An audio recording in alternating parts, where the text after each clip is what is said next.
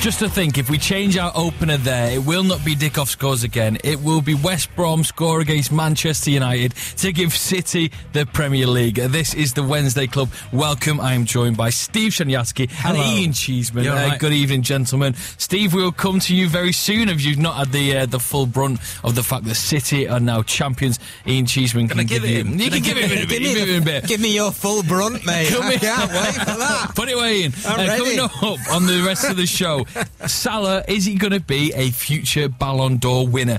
People have been calling for it for what a performance it was last night, and who else in the world is better than him at the minute? Let us know your thoughts. 87711. We're going to be speaking out Wenger saying that it's not going to be, it wasn't sort of his decision or his timing to say he's going to go now. That's all in the build-up to the fact that Arsenal against United is this weekend, the final time Wenger will visit Old Trafford. And is there anyone in your club that you miss that is still playing today? Is there anyone you kind of regret letting go, if it's not just for the way they play football, the character around the stadium, and the fact that we were fan favourites? Who do you regret letting go? We were speaking about summer spending, as well as a couple of games involving red cards and golden boots. This is the Wednesday Club. Thank you for being part of it. Get involved with it, because we're a friendly bunch, aren't we, Steve? Yeah, absolutely. 0345 111 7625. Come and have your say. Were you amazed by the game yesterday? 5-2 finished, Liverpool against Roma. We'll be speaking about that after we give it to Steve. Yeah. Hi, Steve. Have it, Steve. I'll accept it. Are you okay, Steve? So it's weird. Oh, here we go. He's coming out on the front foot. No. So it's 2 weeks again, isn't it? I've been away for 2 weeks. Yes, and yet again, it's been another dynamic fortnight. So we had the derby, which I was like, I can't believe I've missed the radio show after the derby. And then in a complete derby. Why are you missing the derby? That's all we're talking about. Just wait a minute.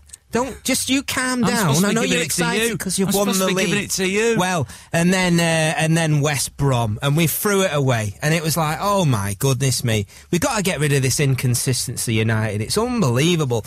Losing 1-0 at home to West Brom. What a painful experience that was. So now I'm back. You've won the league. Yeah. I watched Liverpool absolutely dominate Roma last night until the wheels started falling off, and now they're in with a bit of hope. And I was looking at their manager. Now this is my analysis of their manager when they were long balling them, and it was 5-0, and they were still long balling them, and he's still not got it. He looked right. He's changed the topic very quickly. Wait a minute. Yeah. We've had a smell in our fridge for about a week now, and I've took out. Listen what I've took out. I've took out a bit of cheese. I found some old Parmesan wrapped in foil. Lovely. That's gone. I've took a creme fraiche, which was in date. That's gone. I had some yoghurt, Greek low-fat yoghurt.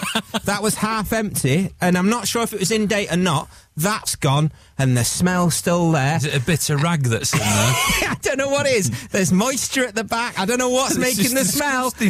Unless I take the whole fridge out and clear it out, then that smell, I don't know, I'm going to get rid of it. And the look in my eye, emptying that fridge recently, it must be exactly the same look that Roma manager was having last night, because he looked absolutely clueless. I knew there was somewhere this story was going. He didn't have a clue what to do. He didn't know what was causing the problem. He didn't know how to fix the problem. That's what my fridge is like at the moment. That's my analysis of the day.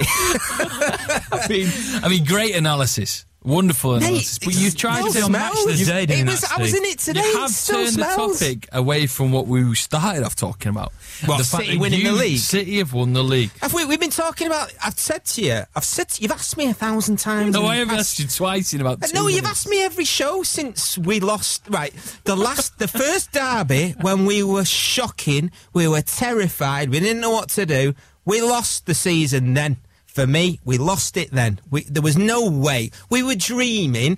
We were at that was it like a 6-point deficit? Yep. And had we won it, not only did we lose it, we lost it in an embarrassing way. In style. In shockingly embarrassing style. If you can call that style, it was awful. And then since then, I've known City are going to win the league. All the pundits have been telling me. You've been telling me, Joe. And I've got through it, mate.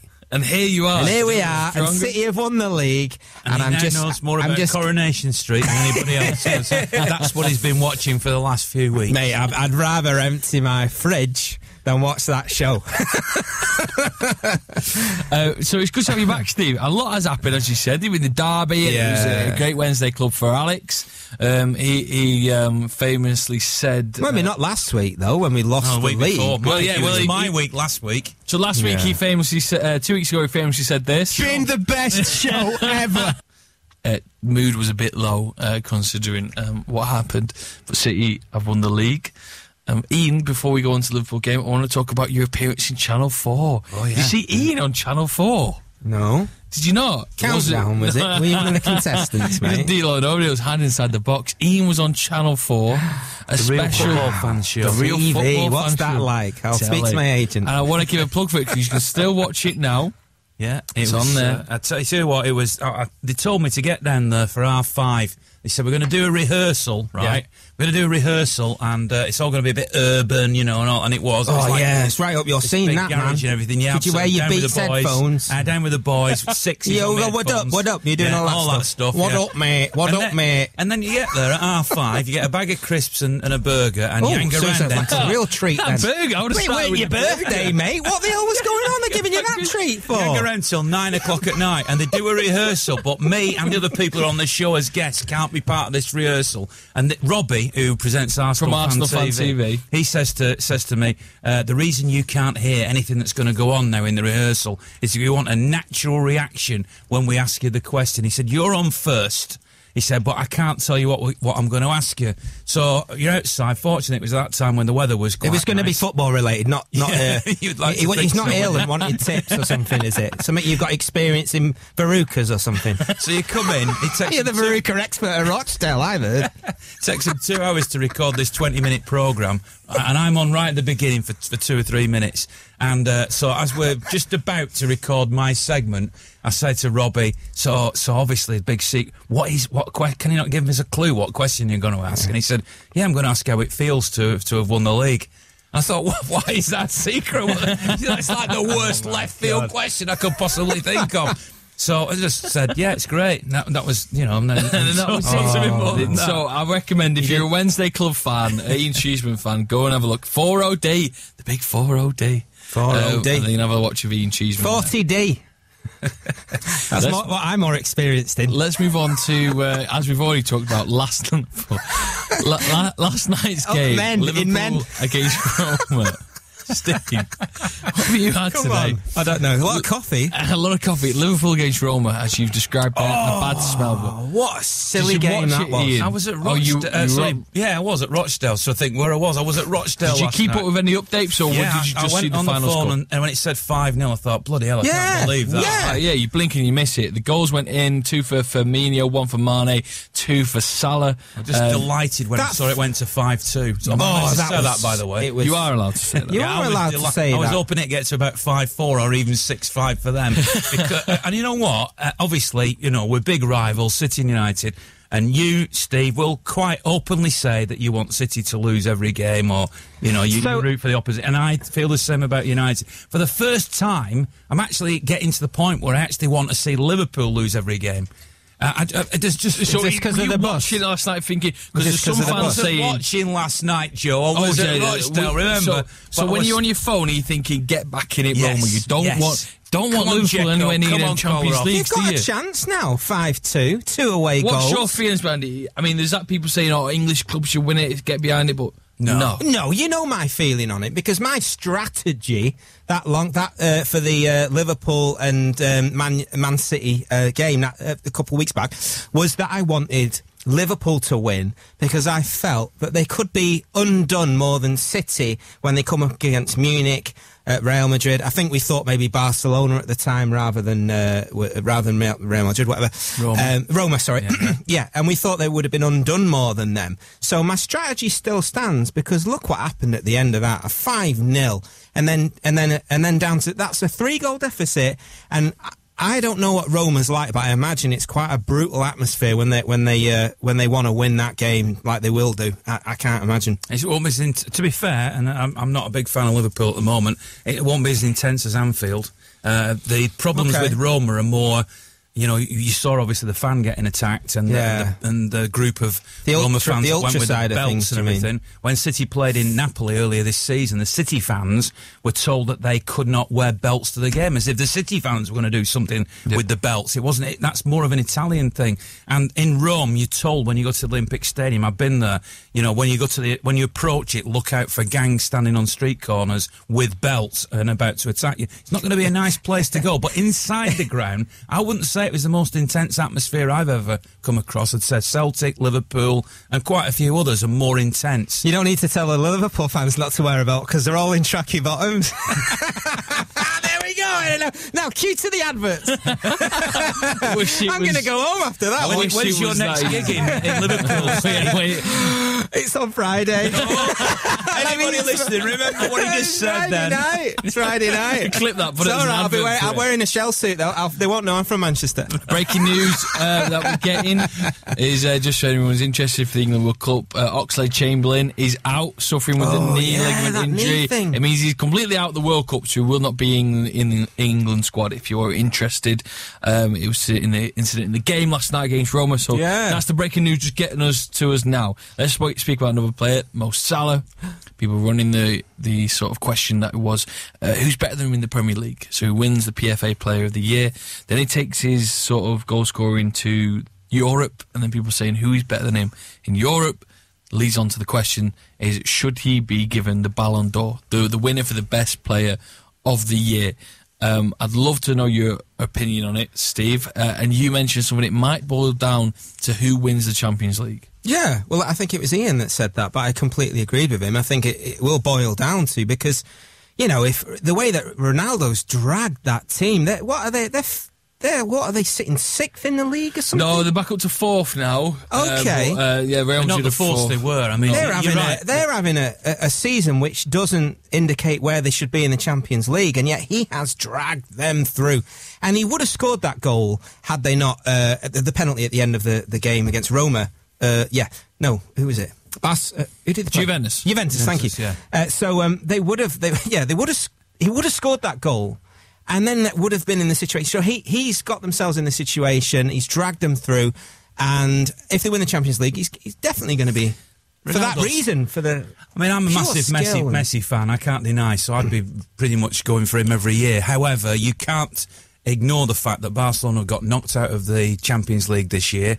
Yeah. And so therefore you're going to look at the teams, whether you like it or not, who get to the latter stages. Ronaldo's in the semi-final tonight. If he scores, which I suspect he will, the goals that will take them through to the final, whatever happens in the final, he'll have had a massive impact on this season. So to me, it's between Ronaldo and probably Mo Salah. Yeah, I can't deny that. I mean, I've seen Mo Salah 4 times this season I think he's played in all 4 games. But I think, you know, and to be honest, in a couple of them he didn't make that much of an impact. Yeah. But you can't deny his goal scoring exploits. He is obviously a fantastic player, and the fact that he'd been given the PFA award the night before he then plays for Liverpool and scores 2 goals early on against Roma, you think, well, that's a guy who can carry this sort of, you know, overcoat of pressure and everything like that that's on his shoulders, and he did it, and so you can't deny that. But Liverpool have now got to produce it against either Real Madrid, I think it'll be Real Madrid, or Bayern Munich in the final. If he does it then, there's no argument, he has to be, doesn't he? That bicycle kick of Ronaldo's, oh my days, that was absolutely stunning. But here's a question for you, darling. So, without Salah, Liverpool, what are they? They're nothing, aren't they? But no, because Firmino scored 2 last night, Mane scored 2. But a lot of people I'm with Steve on this. No, a lot of people could say not about at the key Coutinho, moment. When you're 2 goals ahead or 3 goals ahead, and then your player starts knocking goals in. Yeah, maybe so. But look at Salah's goals last night. That little dink, whereas Mane had completely crumbled. You know, the other players wouldn't be able to cope with those situations. The guy who scored those the first goal, 2 goals that right. Salah scored were absolutely worldy. They were unbelievable. First goal in every game. Never underestimate it. If a team wins 4-5-0, the players who scored the fourth and fifth, they get the same statistics as the guy who scored the first, but the first one is always the crucial goal in a game. And Salah has a habit of scoring those, unless somebody can prove me wrong, but he has a habit of scoring those opening goals. And even though you know what he's going to do, because he always cuts in from that flank, and then it's a bit like Thierry Henry when he was playing. You knew he was going to cut in from the side, right-footed, and curl it around the keeper. And yet, somehow you can't stop it, and that is the mark of a great player. It's true. I was just doing a quick look to see Real Madrid's place in La Liga. They are third, like Liverpool are third at the minute. So they really have dragged that back then. 19 points behind City. And I can tell you that Real Madrid are 15 points behind Barcelona. So you can see they're both dragging out a bit. But one sort of correlation between all the sort of big sides is City above United by 16 points. You'll go over to La Liga.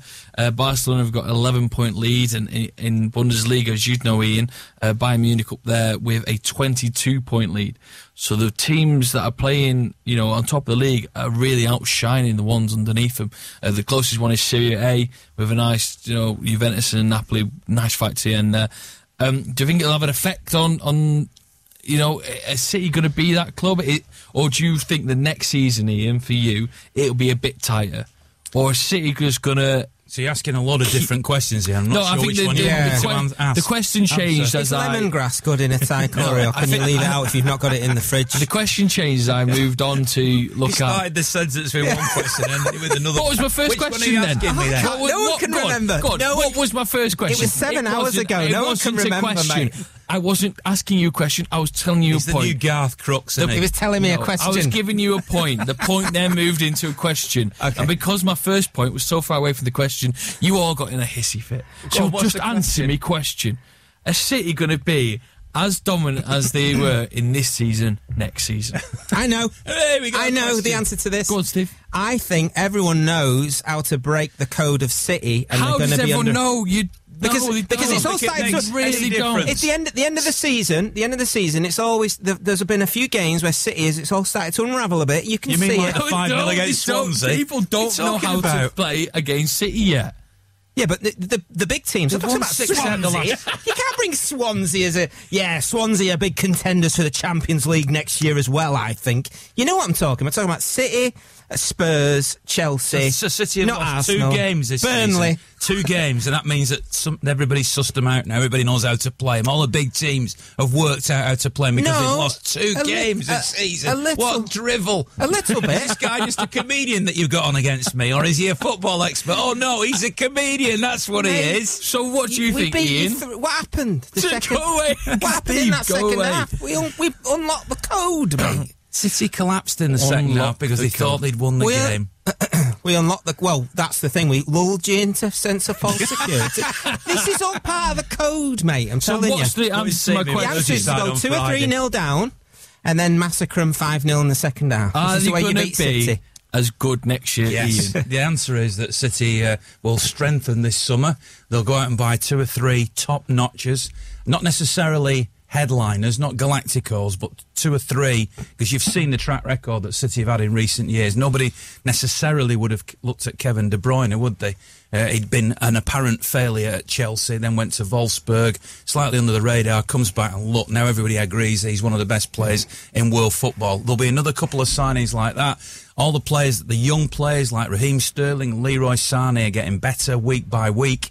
Laporte will now start to slot in. Obviously got Mendy now fit and should be available for next season. City are only going to get better and better, and because of the way that they play, they're very, very difficult to actually plan against. You can actually work them out, to use Steve's little analogy, and I use little air quotes there, them out. But it doesn't matter You're doing whether you work them out. there, mate. It's different. It doesn't matter whether you've worked them out or not. How do you stop it when they're playing such majestic football like that? I would have a tip for any prospective manager. Of course you would. Yes, of course I would, old chap. Would be look at Mo Salah, De Bruyne, and I would say just look at who Mourinho's selling, because you don't get on with them, and they're probably the best players you're going to ever see in your team. That's what be my tip. Right, let's talk about Raheem Sterling. Something caught my attention, as it probably caught a lot of City fans' attention, and in fact the whole entire football community gathered. He had breakfast this week, didn't he? They gathered round. I don't know about this thing, so tell me. So this is the headline from the Daily Mail Online. It reads this: Raheem Sterling treats himself to a spot of breakfast, despite missing out on being crowned Young Player of the Year the night before at the PFA Awards. A twist on something that doesn't really need to you don't need to go into detail about why this man, who's just an average, not an average footballer, just an average guy who's playing football for one of the biggest clubs in the world, and he's going to get breakfast, despite missing out on being crowned Young Player of the Year, happened to go to his teammate Sani, so I don't think he'd be that fussed about it. The idea. By the way, just for the record, I made Steve a cup of tea before, despite the fact that United didn't win the title this season. What annoys me I about drank this, it and it was bitter. What annoys me about this is that they've got Raheem Sterling here, who's been sort of not targeted, or say in a way, but stories are being written about him that turn on him and always have a sort of darker side to what they need to be. If this was just a standard post that the Daily Mail wanted to put out about him going out for breakfast and the fact they take shots of them or whatever, then fair enough. But they add that little twist in the sort of title, despite not being crowned Young Player of the Year. Suggesting there was an agenda, Joe. I'm just suggesting this isn't the first time Raheem Sterling's You're been right, though. targeted. I mean, in all seriousness, first of all, why is that a story? Why are they trying to make an agenda? Why is that Raheem Sterling somehow is always the target of negativity?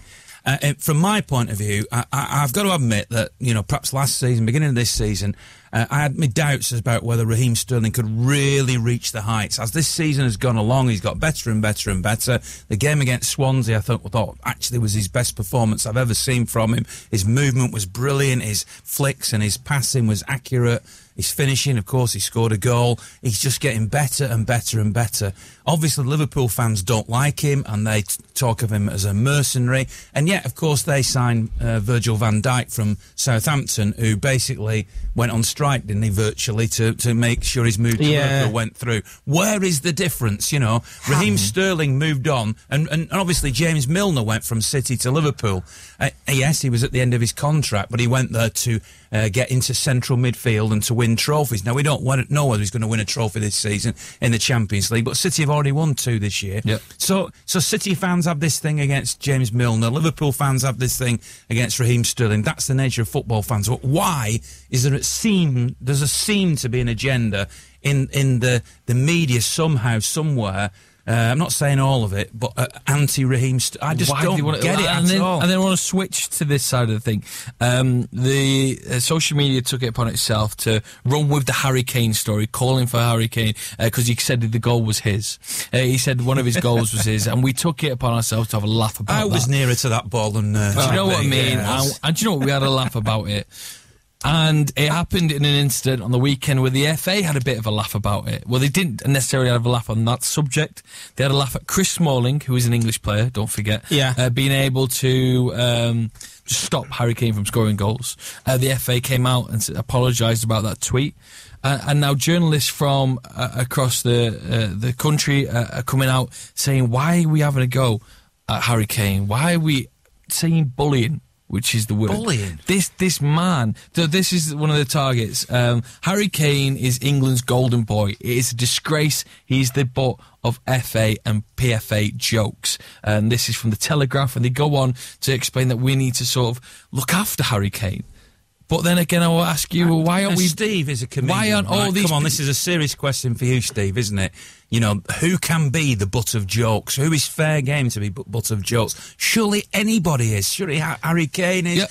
You can make fun of anybody. How can you be that precious about it? I like the sense that the FA felt they could tweet something fun out. Then I imagine it's just a miserable... an FA experience is just miserable, and it's all like straight down the line. So what did he say? He was in Smalling's pocket. They tweeted the words, "Who is in your pocket, Chris Smalling?" and a video attached to it where Chris Smalling says Harry Kane, and it was just a simple little joke that must have taken the guy who made it 2 or 3 seconds to come up with, and about a minute to post, get the video, clip it. As a professional comedian, Steve, you would not. Sorry, I'm talking across you, but you would not ignore... You wouldn't think, I can't have a go at Harry Kane, he's a national treasure. I'm not saying in your act you do gags about footballers or Harry Kane, but you wouldn't think that in your brain, would you?